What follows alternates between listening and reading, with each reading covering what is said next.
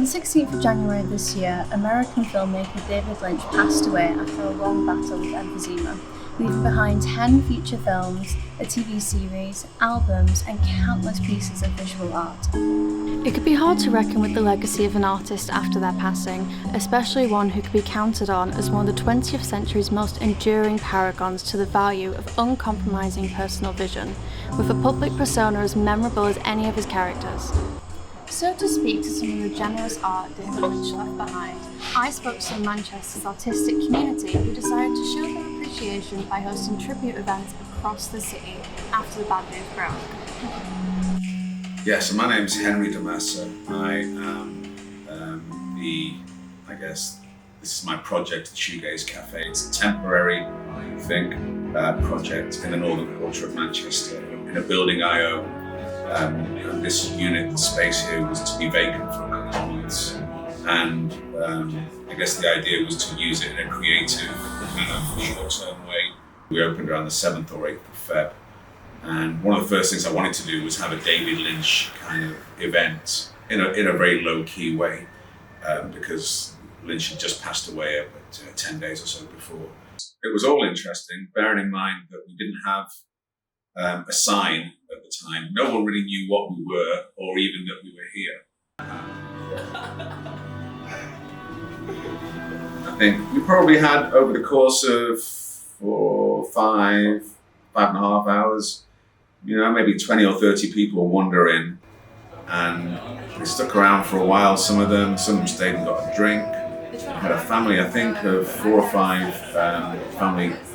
5 from Germany that came into the space, sat down and watched just an arbitrary section of Inland Empire for 20, 30 minutes, and then got up and walked out without even looking at I don't even think they knew we had coffee or sold coffee. It was just, to them, probably just some kind of art house event. But just as David Lynch often married outsider perspective with major audience appeal, it wasn't just the pop-ups and non-profits of Manchester's hippest corners who breathed, but also some of the biggest players in Manchester's artistic scene.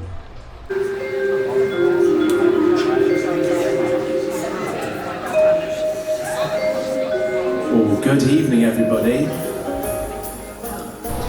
I went to Aviva Studios, home of Factory International, where I spoke to Fraser Millward, who was hosting a David Lynch-themed quiz night. Question 11. David Lynch was famously asked to direct a Star Wars film, but he turned it down. So how much did this event rely on people in Manchester having a good knowledge of David Lynch? Oh. And were you confident that the questions wouldn't be too obscure for the crowd?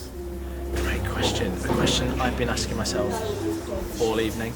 Now, if there are people who aren't familiar with the world of David Lynch, get on board now if you can, because this is it. This is what happens. He's a wonderful man and a great creator, and he made people like the. So yeah, when I wrote the quiz, I did think, are these questions going to be too difficult? Do they need to be accessible for people who might not be familiar with David Lynch? But then I kind of got an understanding online that there is a huge appetite for David Lynch, and obviously people are so sad in that same way. And I just thought, let's tap